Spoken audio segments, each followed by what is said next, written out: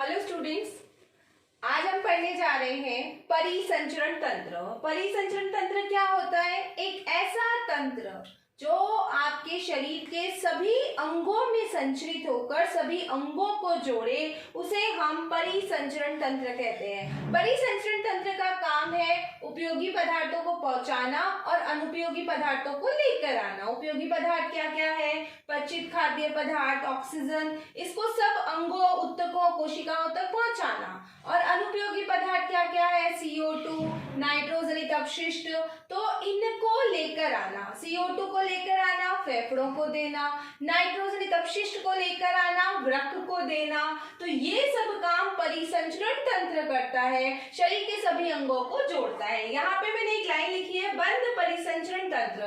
तो इस टॉपिक में सबसे पहला क्वेश्चन यही बनता है कि मानव में किस तरह का परिसंचरण तंत्र पाया जाता है? बंद। बंद का क्या मतलब होता है? जब तरल द्रव्य वाहिनियों में बहे, रुधिर वाहिनियों में, तो उसे बंद परिसंचरण तंत्र कहते हैं। अगर ये बंद है तो दूसरा कौन सा होता है भाई? खुला परिसंचरण तंत्र।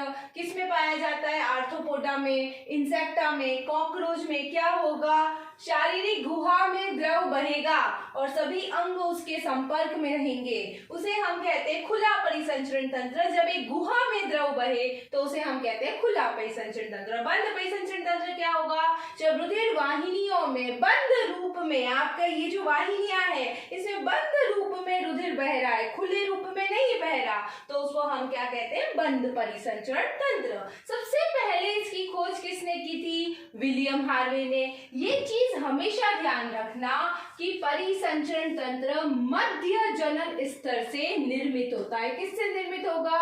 मध्य जनन स्तर से। अच्छा, मध्य जनन स्तर क्या होता है? तो देखो बेटा, जब निषेचन होगा, युग्मनज बनेगा और उसमें समसूत्री विभाजन होगा तो मुरुला अवस्था बनती है, मुरुला ब्लास्टुला। तो उसके बाद में जब गैस्ट्रुलेशन होता है तो 3 परतों का निर्माण होता है, बाह्य त्वचा, मध्य त्वचा और अंतः त्वचा। तो मध्य त्वचा जो है वो मध्य जनन स्तर बनाती है और रुधिर, हृदय, ये सभी मध्य जनन स्तर से बनते हैं। एक चीज ध्यान रखना कि रुधिर एक तरल संयोजी उत्तक है। जैसे पहला क्वेश्चन बनता है कि कैसा परिसंचरण तंत्र पाया जाता है, ठीक वैसे ही दूसरा क्वेश्चन बनता है कि रुधिर एक कैसा उत्तक है? तरल संयोजी उत्तक है। अब अगर मैं बंद परिसंचरण तंत्र की बात करूं तो उसमें क्या क्या पाया जाता है? हृदय पाया जाता है, रुधिर पाया जाता है और रुधिर वाहिनियां पाई जाती है। देखो, मानव में 4 कोष्ठीय हृदय होता है। हृदय एक पंपिंग ऑर्गन है जो पंप करने का काम करता है, पर इसके बारे में हम बाद में पढ़ेंगे। आज हम किसके बारे में पढ़ रहे हैं? रुधिर के बारे में। रुधिर क्या है? तरल संयोजी उत्तक। इसमें 2 भाग होते हैं। पहला भाग होता है कणिकीय भाग और दूसरा भाग होता है प्लाज्मा। कौन कौन से भाग है? कणिकीय भाग और प्लाज्मा। कणिकीय भाग कितने प्रतिशत होगा? 45%। कितने प्रतिशत? 45%। प्लाज्मा कितने प्रतिशत? 55%। कणिकीय भाग में क्या क्या पाया जाएगा?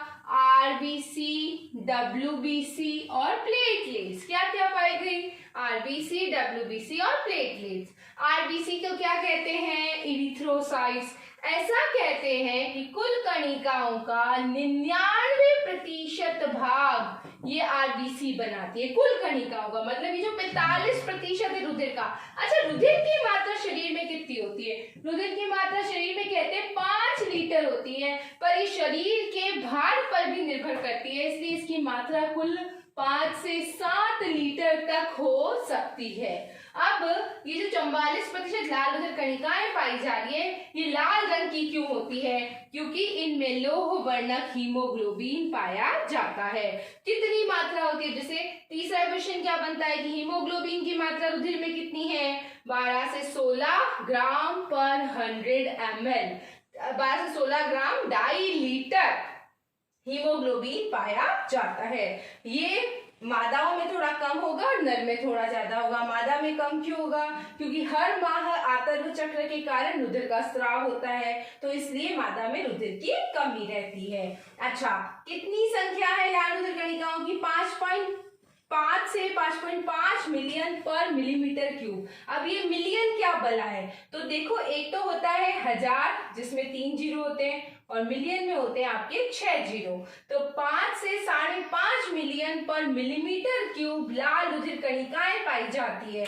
अच्छा, अब इनका निर्माण कहाँ होता है, लाल अस्थि मज्जा की कणिकाओं द्वारा। क्या होती है लाल अस्थि मज्जाएं, ये आपकी अस्थि, इसके मध्य में जो मज्जा पाई जाती है उन मज्जा से, उस मज्जा में पाई जाने वाली कोशिकाओं से लाल रुधिर कणिकाएं परिपक्व होकर बनती है। ये ध्यान रखना कि लाल रुधिर कणिकाएं और प्लेटलेट्स, कौन कौन सी, लाल रुधिर कणिकाएं और प्लेटलेट्स केंद्रक विहीन कोशिकाएं हैं। ये भी पूछते हैं कि कौन सी केंद्रक युक्त है, कौन सी केंद्रक विहीन है। लाल रुधिर कणिकाएं और प्लेटलेट्स केंद्रक विहीन कणिकाएं हैं। फिर पूछते हैं आकार कैसा होता है, द्विअवतलाकार बिंब के समान। कैसा होता है, द्विअवतलाकार बिंब के समान। उसमें क्या पाया जाता है, लोह वर्णक हीमोग्लोबिन पाया जाता है। अच्छा, आपको रुधिर दान का क्यों बोलते हैं, रक्तदान का क्यों बोलते हैं, क्योंकि हर 120 दिन में आपकी लाल रुधिर कणिकाएं नष्ट हो जाती है। लाल रुधिर कणिकाओं का जीवन काल सिर्फ 3 से 4 महीने का या 120 दिन का होता है। उसके बाद उनके साथ क्या होता है, वो प्लीहा में चली जाती है। कहाँ चली जाती है, प्लीहा में। तो लाल रुधिर कणिकाओं को क्या कहते हैं, प्लीहा को क्या कहते हैं, लाल रुधिर कणिकाओं का कब्रिस्तान। प्लीहा को क्या कहते हैं, लाल रुधिर कणिकाओं का कब्रिस्तान कहते हैं। अच्छा, प्लीहा में जाके क्या होगा, प्लीहा में जाके ये अपघटित होगी और बिलीविरिडीन और बिलीरुबिन का निर्माण करेगी। ये बिलीविरिडीन और बिलीरुबिन जो है पित्त वर्णक बनाते हैं, इसीलिए जब कभी भी पीलिया होता है तो खून की कमी हो जाती है और ये बिलीविरिडीन बिलीरुबिन पित्त वर्णक बढ़ जाते हैं, इसलिए शरीर में पीला रंग आ जाता है। दूसरी बात करते हैं हम WBC की, श्वेत रुधिर कणिकाओं की, जिनको हम ल्यूकोसाइट भी कहते हैं। ये ध्यान रखना कि सिर्फ यही ऐसी कणिका है जो केंद्रक युक्त होती है। इसमें केंद्रक पाया जाता है पर इसमें हीमोग्लोबिन नहीं पाया जाता। तो लाल रुधिर कणिकाएं हीमोग्लोबिन सहित पर केंद्रक रहित, WBC हीमोग्लोबिन रहित केंद्रक सहित। इनकी संख्या बहुत ही कम 6000 से 8000 मिलीमीटर क्यूब होती है और इनका जीवन काल 4 से 6 दिन का ही होता है। डॉक्टर जब ब्लड टेस्ट का बोलता है तो वो ये देखना चाहता है कि आपके शरीर में श्वेत रुधिर कणिकाओं की संख्या कितनी है।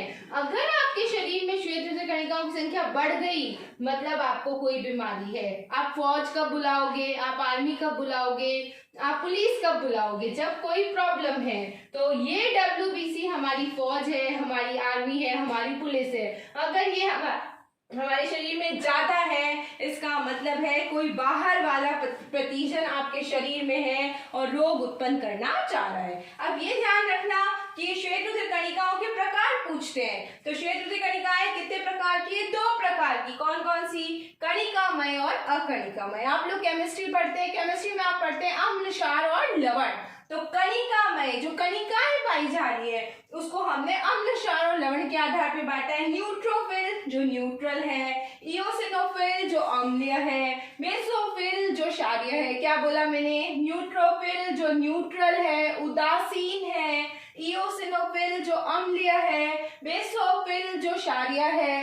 तो न्यूट्रोफिल जो उदासीन है ये सबसे ज्यादा, जो उदासीन रहेगा वो सबसे मस्त रहेगा। तो न्यूट्रोफिल जो उदासीन है वो सबसे ज्यादा 60 से 65% होती है और इसका काम होता है महाभक्षकाणु क्रिया। क्या काम होता है, महाभक्षकाणु क्रिया। ये न्यूट्रोफिल अकणिकामय की मोनोसाइट के साथ मिलकर प्रथम प्रतिरक्षी सतह बनाती है। मतलब रोगाणु त्वचा से, अम्ल से सबको पार करके अगर रुधिर में पहुंच गया तो श्वेत रुधिर कणिकाओं में सबसे पहले उनसे लड़ने कौन जाएगा, हमारे न्यूट्रोफिल और मोनोसाइट्स। न्यूट्रोफिल 60 से 65% और मोनोसाइट 6 से 8%। तो कुल 70% तक ये कणिकाएं पाई जाती है, महाभक्षकाणु का काम करती है और ये नष्ट करने का काम करेगी। अब अगर मैं बात करूं इयोसिनोफिल की, किसकी बात कर रही हूं, इयोसिनोफिल की, 2 से 3%। और कब स्रावित होगी, एलर्जी के टाइम। जब कभी भी आपका शरीर कोई प्रतिरक्षा देता है, प्रति रिएक्शन देता है, तो उस समय इयोसिनोफिल स्रावित होंगे। तो इयोसिनोफिल कब स्रावित होंगे, एलर्जी के टाइम। और न्यूट्रोफिल बक्षकाणु रोगाणुओं से लड़ेंगे। बेसोफिल सबसे कम पाए जाते हैं, क्षारीय। और ये क्या क्या स्रावित करते हैं, हिस्टामिन, सेरोटोनिन और हिप्पेरिन। क्या क्या स्रावित करें, हिस्टामिन, सेरोटोनिन और हिप्पेरिन। ये हो गई आपकी श्वेत रुधिर कणिकाओं में कणिकामय भाग। कौन सा भाग, जिनमें कणिकाएं पाई जा रही थी। अब अगर मैं बात करूं अकणिकामय भाग की, तो अकणिकामय भाग एक्चुअल में लड़ने का काम करता है। तो मोनोसाइट्स तो प्रथम प्रतिरक्षी लाइन है न्यूट्रोफिल के साथ। लिम्फोसाइट जो 20 से 25% है, ये विशिष्ट प्रतिरक्षा से संबंधित है। किससे संबंधित है, विशिष्ट प्रतिरक्षा से। भाई ये मोनोसाइट न्यूट्रोफिल्स तो गार्ड्स हैं, फर्स्ट लाइन है, जो रोकने का काम करेंगे। पर अगर इनसे नहीं रुकी तो जो विशिष्ट प्रतिरक्षा है वो कौन देती है, लिम्फोसाइट। लिम्फोसाइट में कितने प्रकार की कोशिकाएं हैं, 2 प्रकार की। कौन कौन सी, बी लिम्फोसाइट और टी लिम्फोसाइट। टी लिम्फोसाइट को हम क्या कहते हैं, हेल्पर टी सेल्स। क्या कहते हैं, हेल्पर टी कोशिका, जो कि सहायता करती है। और बी लिम्फोसाइट का क्या काम है, प्रतिरक्षा बनाने का। क्या काम है, प्रतिरक्षा बनाने का काम करती है। अब अगर मैं प्लेटलेट्स की बात करूं, किसकी बात कर रही हूं मैं, प्लेटलेट्स की। प्लेटलेट्स भी केंद्रक विहीन रुधिर कणिका है। कैसी है, केंद्रक विहीन। इसको और क्या कहते हैं, थ्रोम्बोसाइट। देखो इरिथ्रोसाइट, ल्यूकोसाइट, थ्रोम्बोसाइट। क्या नाम है, इरिथ्रोसाइट, ल्यूकोसाइट, थ्रोम्बोसाइट। इरिथ्रोसाइट लाल रुधिर कणिकाएं, ल्यूकोसाइट श्वेत रुधिर कणिकाएं, थ्रोम्बोसाइट प्लेटलेट्स। अच्छा, थ्रोम्बोसाइट का निर्माण किससे हो रहा है, मेगा कैरियोसाइट से। किससे निर्मित हो रही है, मेगा कैरियोसाइट से निर्मित हो रही है। देखो लाल रुधिर कणिकाओं का नंबर कितना था, 5 से 5.5 लाख। श्वेत रुधिर कणिकाएं बहुत कम थी, 6 से 8,000। और प्लेटलेट्स कितनी है, 1.5 से 3.5 लाख। यहाँ लाख है और वहां मिलियन है। ये अंतर ध्यान रखना कि यहाँ मिलियन है और यहाँ लाख है। मिलियन और लाख में जीरो में फर्क आ जाता है। याद करो डेंगू रोग जब कहा था, प्लेटलेट्स घट गई, 60,000 हो गई, 80,000 हो गई। तो कितनी चाहिए, 1.5 लाख से 3.5 लाख प्लेटलेट्स चाहिए। प्लेटलेट्स करती क्या है, आपके रुधिर का थक्का बनाने का काम करती है। कहीं पर भी अगर चोट लग जाती है तो रुधिर का थक्का बनाने का काम प्लेटलेट्स करती है। ये तो हो गया रुधिर का कणिकामय भाग, आरबीसी डब्ल्यूबीसी प्लेटलेट्स। रुधिर में तरल भी तो होता है। जब कहीं कट लगता है और रुधिर गिरता है तो बाद में वो सूखता है ना, मतलब रुधिर में कोई तरल है। वो तरल भाग कौन सा है, प्लाज्मा। प्लाज्मा कितने प्रतिशत होता है, 55%। कितने प्रतिशत होगा, 55%। उसमें 90 से 92% क्या पाया जा रहा है, पानी, जल पाया जा रहा है। तो सही बताऊं तो रुधिर का 50%, क्योंकि 55 का 90% निकालोगे ना तो 50 आएगा। तो रुधिर का 50% जल होता है, 45% कणिकाएं और 5% प्रोटीन पाया जाता है। तो ये जो कुल प्लाज्मा का 8% प्रोटीन है, इसमें कौन कौन से प्रोटीन है, एल्ब्यूमिन, ग्लोब्यूलिन, थ्रोम्बिन। कौन कौन से हैं, एल्ब्यूमिन, ग्लोब्यूलिन, थ्रोम्बिन। एल्ब्यूमिन क्या काम कर रहा है, परासरण सांद्रता का, क्या काम कर रहा है, परासरण सांद्रता बनाए रखने का। ग्लोब्यूलिन देखो यहाँ पे क्या लिखा, लिम्फोसाइट, मोनोसाइट। तो ये ग्लोब्यूलिन प्रोटीन ये प्रतिरक्षियां बनाने का काम करता है। क्या काम करता है, प्रतिरक्षियां बनाने का। और ये जो थ्रोम्बिन है ये प्लेटलेट्स के साथ मिलकर, किसके साथ मिलकर, प्लेटलेट्स के साथ मिलकर रुधिर का थक्का बनाने का काम करेगा। तो एल्ब्यूमिन परासरण सांद्रता, ग्लोब्यूलिन प्रतिरक्षा का कार्य, थ्रोम्बिन रुधिर का थक्का बनाएगा। इसके अलावा प्लाज्मा में और क्या मिलेगा, ग्लूकोज मिलेगा, यूरिया मिलेगा, अमोनिया मिलेगा, हार्मोन मिलेंगे, कैल्शियम, मैग्नीशियम सब पाए जाएंगे। अच्छा, प्लाज्मा में कार्बन डाइऑक्साइड भी हाइड्रोजन कार्बोनिक अम्ल के रूप में घुलित अवस्था में स्थानांतरित होती है। कुछ मात्रा में ऑक्सीजन भी प्लाज्मा में घुलित अवस्था में स्थानांतरित होती है। इस प्रकार से प्लाज्मा उत्तक द्रव्य है। अगर आपसे पूछ ले उत्तक द्रव्य कौन सा है, तो भाई प्लाज्मा है, क्योंकि एक्चुअल में ये कणिकाएं सीधी उत्तकों के संपर्क में नहीं जाती है, एक लसिका तंत्र चलता है रुधिर तंत्र के साथ, तो ये लसिका द्रव्य ही उत्तकों के संपर्क में जाता है, तो लसिका द्रव्य को उत्तक द्रव्य कहा जाता है। आई होप आपको समझ आया होगा। Thank you.